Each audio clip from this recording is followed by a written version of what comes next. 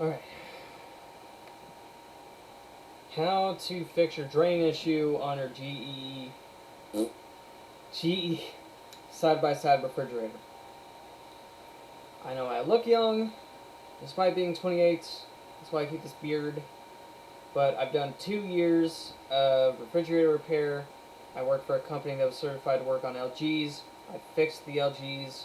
I've repaired their evaporators, the compressors, and I've done a bunch of other fridges, KitchenAids, I think it was the 5 doors. Let's see, 1, 2, 3, 4, 5. Yeah, 5 doors, but they got middle doors on KitchenAids. I fixed other KitchenAids, Electroluxes, built-in refrigerators. The ones that are in the wall, standalone, freestands, side-by-side GE Refrigerator. And I've worked on under-the-counter ice maker units. I did all that for 2 years. I think I know what I'm talking about, especially when I've done it multiple times. You won't believe how many customers I've got to in a day and just in a week. So, anyways. And I will explain further in a video of how to solve other drain issues for the other different types of refrigerators depending on the type of drain tube it has. And some of them, I don't have a thing made for them yet, but for this particular video, I actually designed something so you can 3D print for free.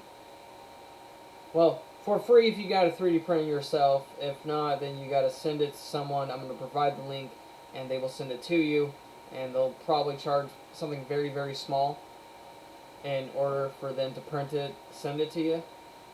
I would hope. But it's pretty small. But, so you got ice in the bottom of your freezer. There's no ice on the walls, there's no ice under shelves. It's strictly on the very bottom, and your plastic tray, your little tub that's on the very bottom that you use for storage too, is more than likely stuck due to the ice. Don't rip it up. And rule number 1, anytime you are working on your refrigerator, whether it be replacing parts, messing with parts, going in areas where there are moving parts or electrical, unplug your refrigerator. For and foremost, safety first. I don't want you to shock yourself. I don't want you to cut yourself. There are fan blades moving in the rear of the refrigerator and inside. And while the inside ones might not cut you, the ones in the back will. Whether it be plastic or metal, they will cut you. They are spinning fast enough, they'll just... I've had it plenty of times on my knuckles, on my hands. Not fun. That's why I wear gloves almost every time I work on something, because I'm accident prone to cuts. So what you're going to first do is you want to get rid of that ice. There are a couple methods. 1, you manually do it, or 2, you leave the fridge by itself. But by yourself, I will explain in a moment. Now for method 1, leaving the fridge by itself for at least 24 hours. Unplug your fridge. You're going to want to take everything out. If you have a spare fridge, put your stuff in your spare fridge. If you have a freezer, move all your freezer stuff into your freezer, or put all your stuff into coolers. Keep adding ice, ice packs, whatever, just to keep it cold, keep it good, or even take it to a neighbor's or something and store it on there in their spare refrigerator, if you have a nice neighbor. And you want to leave your freezer door open, and then you want to put a bunch of towels around it. Make sure your fridge is unplugged. No power. No power. You want no power going to it. And then you just leave that door open with all the towels around it, unplugged for 24 hours. All the ice in the drain pan and the ice in the bottom, I will explain what the drain pan is in a second for those who don't know. It will all drain out, and more than likely that water is going to overflow from the bottom drain pan where the water goes to evaporate. And that's what the towels are for. You don't want it, it can ruin your flooring. It can ruin the side molding. You know, if you have tile, thank God, just put it around the edges, you know, and still around it. If you have wooden flooring or hardwood, keep an eye on it. You know, especially laminate, it can warp and all that stuff, not good. And after 24 hours, all the ice should be gone. And you can safely remove that very bottom tray. Because if you try to force it while there's ice, you're going to break it. Most of the time I see people, they break it. Ice attached to stuff in a fridge equals breakage if attempted removal without melting. So for the second method, you take a steam shot, a handheld steamer that shoots hot boiling water or steam. I mean, when you overflow it, it's hot water, boiling water, but it's steam. And that's the manual method. That won't take 24 hours, but it'll still take a long time because you're doing it yourself, which is why you're probably watching this. And the manual way, I'm going to show you which one it is. It is going to be this one. Now, you don't have to get this one.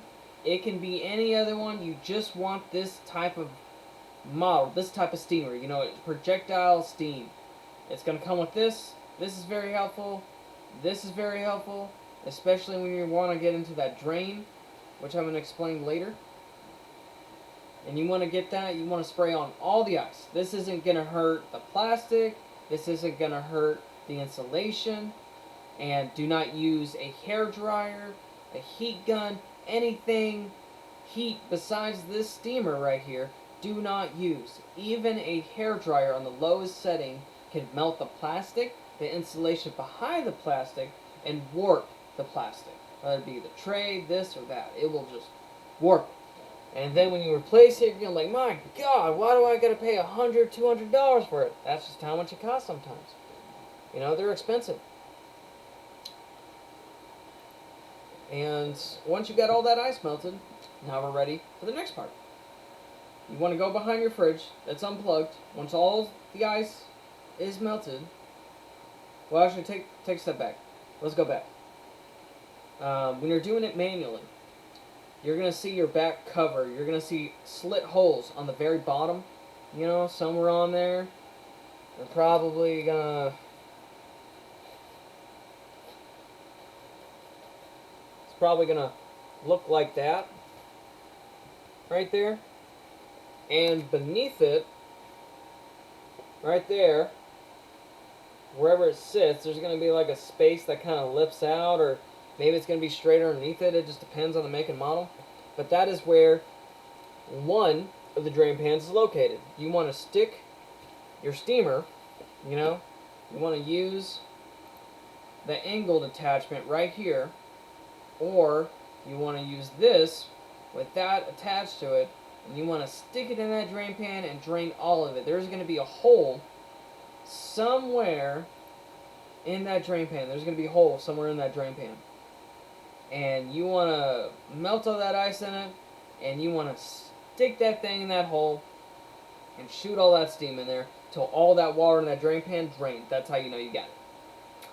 Now, if it doesn't drain, but, you know, it's just straight hot, straight hot, straight hot, then more than likely the clog in your drain tube is really bad. Alright, now to the next one. So you want to go behind your fridge and you want to take your cover off. There's going to be screws, you know, torque bag screws or something like that, something holding on that cover. Keep track of all the screws, you know, put them in a little tub or a little Ziploc baggie or something, don't lose them. Take that cover off. If there's any moving parts in there or something's on, unplug your fridge. Do it. Do it. Do it. Do it. Okay, it's off. Okay. So, and in the back of there, right around the drain pan, some models are different. Some older GE side-by-sides, it's the whole bottom. Or, but anywhere there's going to be a drain tube, it's going to be solid plastic. It's going to be white or discolored, probably. And you're going to have one or two designs. It's either going to be a P-trap shape, or it's going to be a straight. Now, if it's a straight, then you got it pretty easy to solve your issue. Now, you are going to find a... Well, first, I want you to take that straight... I mean, it's not technically straight, but it's going to go over the condenser. It looks like a big cylinder of, you know, like wires and stuff. Don't damage that. That has refrigerant, Freon. That's a bad word, apparently, Freon. They call it refrigerant. Flowing through it, so don't damage it. Now then, there is going to be a sleeve at the very top. Take the tube off. You're going to see a rubber fitting that's attached to on the ceiling. And when you look at it, it's going to look...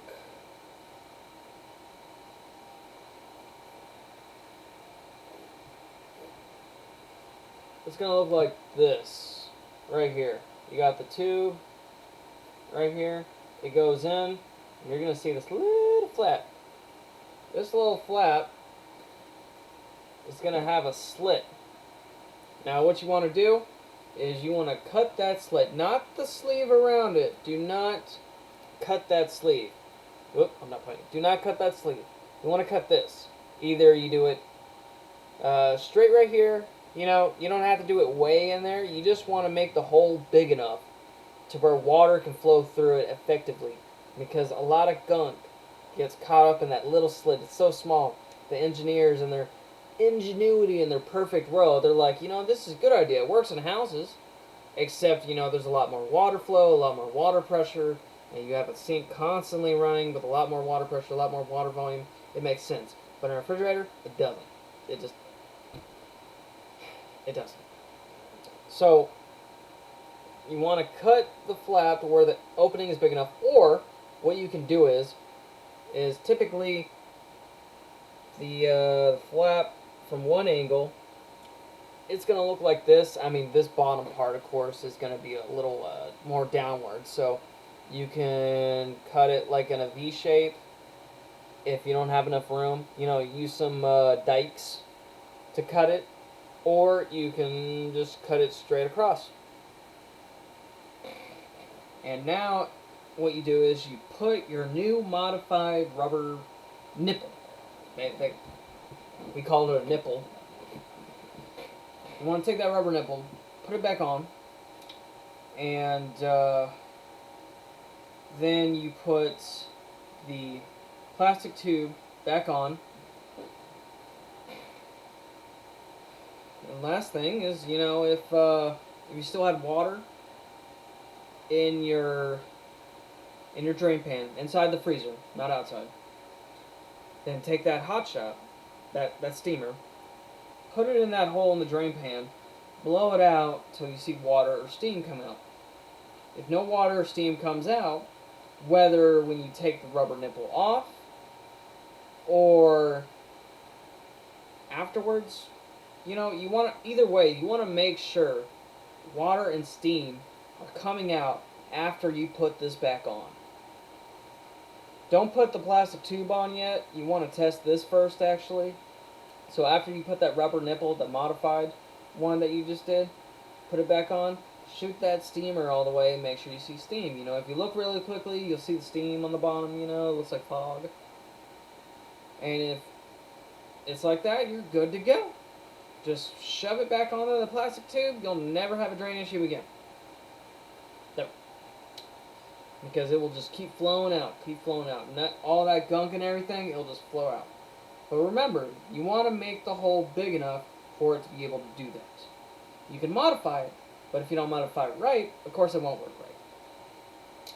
Now, if you have the P-trap design, which is this right here, you know, you want to cut it, you know, use a saw, you know, like a fine-tooth saw or something like a jewelry saw, or a drywall saw might work, or a knife with teeth, you know, like a steak knife, you know. I believe, it's hard to remember, I haven't done this in a while, but you should be able to take this whole P-trap, the plastic part, off. And the P-trap design does not have a rubber nipple. Well, not one like this, anyways, the one I showed you previously. It's just a P-trap. It sticks on to this other rubber part, I think, but it doesn't have that small opening. It just has the P-trap. Now the P-trap, all the gunk gets stuck in the hump. It takes one clump and then it builds up and then you got no water coming out. Simple enough, you take it off, all the water comes out. Yeah, you can take it off. Yeah, now I remember. Yeah, you take off the plastic, all the water's going to be coming out, so it's good to have a towel underneath it. Anytime you remove any drain tube or anything, you want to make sure you got some towels or anything, and just take a long screwdriver or something and stick it in there. But once you have this out, you want to cut it right here at an angle at the lowest point, or but that's only if you don't get this part that I made, which is completely free on Thingiverse. That's a 3D model website where people post stuff for free for 3D models for anybody to download and anybody to 3D print for free. Some, I think, pay on there, but yeah. So that's only if you don't have that part that I'm about to show you. And you just you take a tube, a flexible hose, right? This is a Frigidaire drain tube, drain hose, and this is actually made with the part I made in mine, designed. But you want to take something slightly bigger than the plastic. If you don't have my part 3D printed, you want to take a hose, flexible hose, slightly bigger than the diameter of the plastic tube. Best way to do that is you want to take this part, take it to a hardware store, find something, vinyl tubing, something, and I mean, preferably I want you to use some sort of drain hose that can withstand heat. And you want this to bend into the drain pan on the bottom. Wherever this drain tube was in.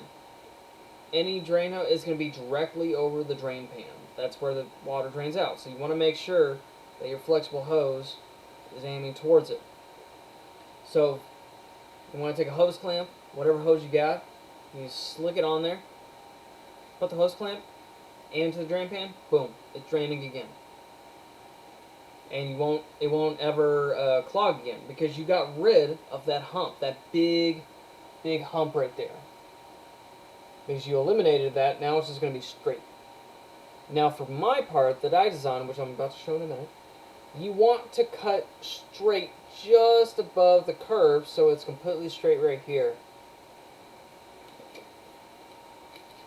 And the part I made, let me just show it in a sec, is this.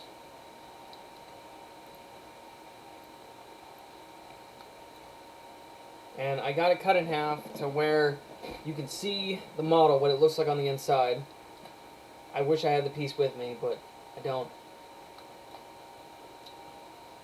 Now, the hose, the flexible hose that I showed you before, which is made by Frigidaire, it's going to give you a nice and long one so you can modify its length, but you want to make sure it's a straight.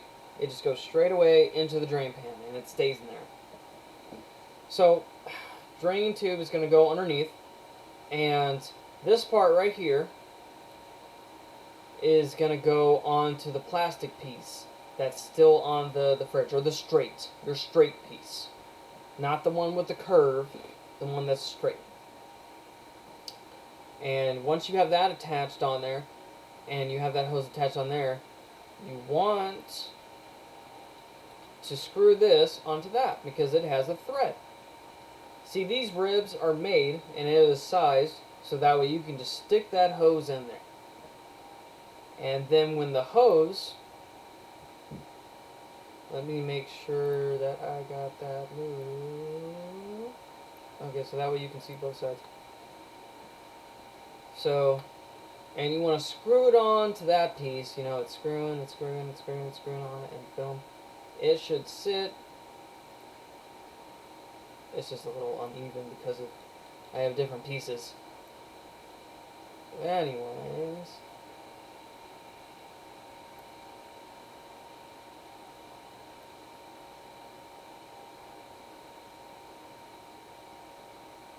Pretty sure it's because I cut it. But anyways, when it prints out, it's one solid piece, and the way it fits just like that. This centerpiece right here is going to go inside that flexible hose that is made for the Frigidaire drain hose. The Frigidaire drain hose is designed, this is designed in mind for the Frigidaire drain hose, so you want to use the Frigidaire drain hose. That is what fits into there, and this side of the piece goes right into the hose, so that way it doesn't spill over, doesn't go anywhere else. It is 100% going down that flexible tube, that flexible hose. But you want to make sure you be careful. As you can tell from this piece right here, it is thin around the top of the thread, so don't over tighten it. You know, that's why I made this part slightly bigger, so that way you can push it on there, because I made it to where it's a snug fit. It just stays on.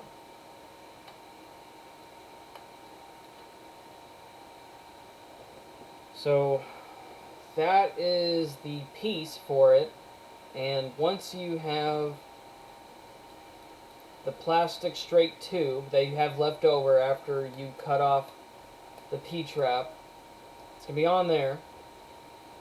And just reiterating, you know, once this piece is on there, you know, it's better to take off that straight and then put this on manually before you just put that straight on, so that way you got more of a handle on it, because it's a tight space back there sometimes. So take off that straight piece, make sure it's not on there yet, and take this and the straight, put them together. You know, it's going to take some oomph, kind of, because I made it a really snug fit so it wouldn't slip off or come off, so you don't have water everywhere. And I thought about putting a screw to where we go in here, but then the debris and stuff would just catch on the screw or the bolt, and then it would just cause another clump. So after you got those two pieces on, then take that one whole new piece, stick it in that rubber nipple that the plastic piece attaches to, and screw this piece on. And then point that into the drain pan. And now you have that piece, and it goes right in there. Yeah, I wish I had the piece. I used to have it with me. I guess I just don't anymore. Wish I did.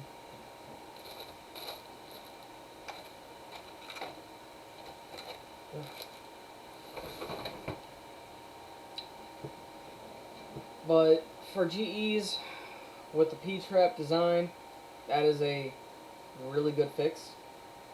As far as I know, there are no adapters to fix that. And most people will probably tell you, those who have fixed it, will tell you that there's no way to do it, fix it permanently to prevent that problem ever again. You can only clean it out, clear it out, and it'll just happen again. But that'll be like years down the line, but still.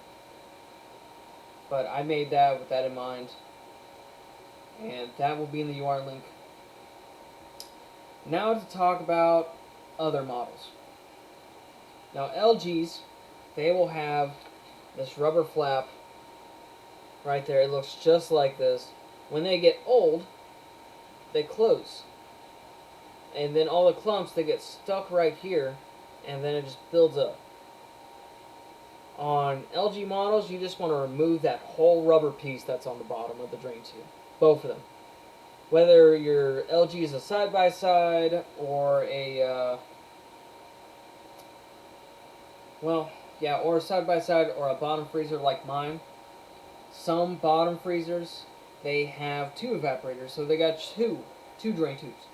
And they both have those rubber nipples, or the rubber flaps. So just take them off completely. They don't need them. It'll work perfectly fine without them. It'll work a lot better. You'll never have that drain issue again. And do the same thing as the other one, like I explained before. You know, unplug the fridge, you know, leave the fridge open, or use the steamer manually to melt all the ice. For those who leave the doors open, just leaving the fridge open so it can melt, having a fan blowing air into the freezer or the fridge helps a lot, surprisingly, because you got to think about all that ice and stuff. It's making it cold in that one particular spot. So if you have a fan in there, it's pulling air from the outside, all this warm room temperature air into the fridge. It can help it melt faster. So for LGs on those rubber flap, take them off. Take them off. Don't need them. Okay. Now for other models, this is usually GE. I think Frigidaire, but most Frigidaires I've seen, they all have the flexible tubing. Now, Frigidaires on a flexible tubing, that's even more simple. Now, they're going to have this flex tubing. This particular one, actually. This is a short cutoff. And it's going to be in the ceiling like this, but in the back wall, it's going to be in a P-trap shaped like this. It's going to be curved. And there's going to be a screw in the center. Take off that screw, take that out, trim the bottom, any excess, so that way it's not curving in the tray like this, because you want it straight. You want it as straight as possible, all the way into the drain pan. You want it straight when it's in the drain pan. So trim off any excess, and then you just take that screw. It might be a bit of a pain, so use a very long nut driver, should be 1/4 inch, that fits those, and take that clamp, put it on there. It's probably going to be at a weird angle. It's probably going to be like this, or it's going to be like that. It might be hard at first. You don't have to tighten it all the way, but when you put that plastic clamp back on, right, it's going to be sitting like that. Just take that little screw and just screw it in. You can tighten it all the way. It's not going to hurt it, you know. It's still in the ceiling and top, and you got it straight all the way. You know, it's just going to straighten out a bit more like that or something like that, as long as there's no bumps, you know, no P-trap shapes, or as long as one piece is lower than the other, you're fine. And you can tighten it all the way, or you can leave it loose. But any flexible drain hose that you use or modify, you want to make sure that it is taped, or the clamp is in that screw hole in the wall, so it is not touching the compressor or anything else, because that compressor has a lot of heat. And a lot of fridges, you know, where they have a lot of water coming out, they'll, I've seen them burn through this, through heat or through vibration. You know, vibration of the metal touching this rubs it, makes a hole. And I've seen them do it to water lines that go for your water dispenser or your ice maker. So if you only get pools of water from underneath when the ice maker makes ice, or from when you get water, that's why. Most likely your water line is cracked. And of course it depends on model of where it's located. It's either cracked or it's broken, got a hole in it, and it's just been leaking. That's why it's doing that. You know, it could be in the door, but that means you got a leak in your water line somewhere. But yeah, for the ones with the flexible hose, just do it like that on those Frigidaires. Now, for the other fridges that have the P-trap design, but they'll have a secondary right here. That means you got 2 evaporators, so it's got 2 drain tubes. It's gonna have that P-trap. It's gonna have that hump, and I think the piece I made fits those, but I don't know.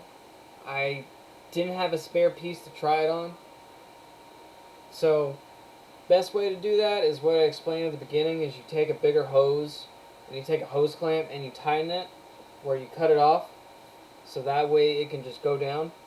And you want to make sure that all these drain tubes, no matter which one it is, you want to take them off and you want to clear them out. Take it to your sink and just take a bunch of hot water, you know, whether it be from your sprayer or from, you know, the faucet itself. Just pour all that water in, you know.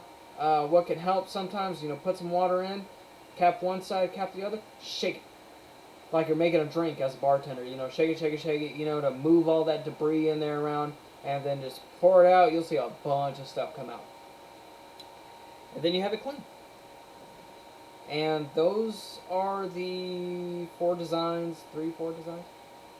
Let's see. Got the straight, got the P-trap, got the P-trap with 2 ends, and then got the straight. Oh, fine. 1, 2, 3, 4, 5. Yeah, 5. So with those 5 drain tube designs, you now know how to repair them. And I'm going to leave the link in the description on where to download that file. And as far as I know, nobody has this, so if anybody wants me to design something similar or have what I have designed to fit something else, let me know in the comments. I'll keep an eye on it, whenever I can on weekends, because of work and everything like that. But weekends I have time, majority of the time. And I will mock up something that works, and I'll see if it'll work, it'll fit, some models, you just can't fix it no matter what. Like, I think it's KitchenAid's. Mainly the, I don't know what it is with the or is it Frigidaire's? Oh, yes, it's the Frigidaire's. Frigidaire Gallery refrigerators.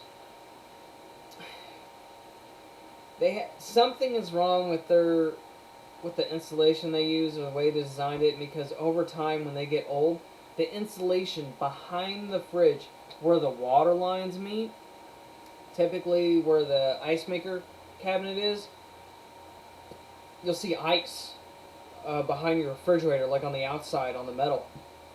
And it's because the insulation has failed. And sometimes this can happen in side-by-side refrigerators in the freezer as well. It means it needs a heater. GE ones have one online. It's a heater kit that you attach to the water dispenser, because that's where the heater fails. So you add that heater. It's got tutorials, comes with a manual on how to install it yourself, and it fixes the issue. Now, if it's in the door itself below, there's nothing you can do to do that other than replace the door on those side-by-sides when it happens like that. If it doesn't happen at a dispenser. Or sometimes even it could get too cold if you have a dampener issue. No cold air is going to the other side. Then, it could be just too cold, and it'll fix itself. You won't have that issue again.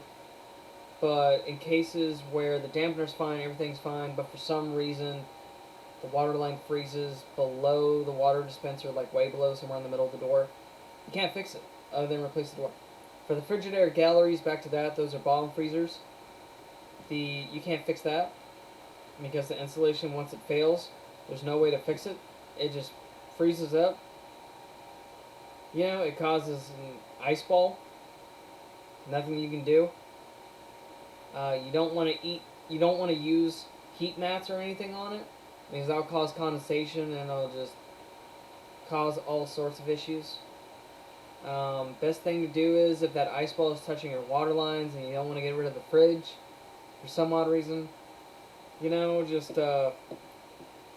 take the steamer, melt the ice, and put a piece of foam behind it. They have adhesive insulation foam where one side is adhesive, Move your water lines, and take that after you've melted all that ice, wiped it down, everything like that. It's probably best to unplug the fridge to where everything is warm, room temperature. Take the adhesive side, put it behind those water lines, and stick it on that fridge, so that way the insulation can keep the cold in rather than... well, let me rephrase that. I probably said it wrong. To keep the cold in the insulation of the fridge itself, rather than go past it and hit your water lines. Now, that's just some other random fixes, but that's how to fix your drain issue where there's ice on the bottom. And as I mentioned before, if it's the other P-trap design or that you want me to design that typically has the 2, I don't know if it'll fit it. You can try once you have it printed. But If you want me to make a mock-up of that one, I'll just take that other one I have designed and I'll make it slightly bigger or something like that. That's all it takes, because usually those double branch, P-trap designs, they're right in the middle of the ceiling and they're right above the drain pan, so it won't matter. You really don't want splashing of the water, because that'll splash on the condenser or any lines and stuff like that. It'll cause corrosion and eventually it'll eat away at it, and you don't want that. So don't leave it cut like that just to drip into the drain pan. That'll just make it worse as well in the long run. But that's it for the video. So yeah, leave me your comments. I'm going to leave the URL to the design in the description.